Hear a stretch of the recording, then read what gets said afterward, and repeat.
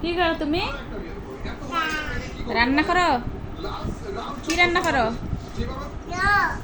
হ্যাঁ, কি এগুলা রান্না? এগুলো তোমার রান্না বান্না? তুমি রান্না শিখতেছ? আমাকে হেল্প করবা? হ্যাঁ, তুমি আমাকে হেল্প করবা? কি রান্না করো? পেঁয়াজ আর রসুন, রসুন আর পেঁয়াজ রান্না করো? পিয়া পিয়া রান্না করো? হ্যাঁ, দেখি দেখি। রান্না শেষ হয় নাই?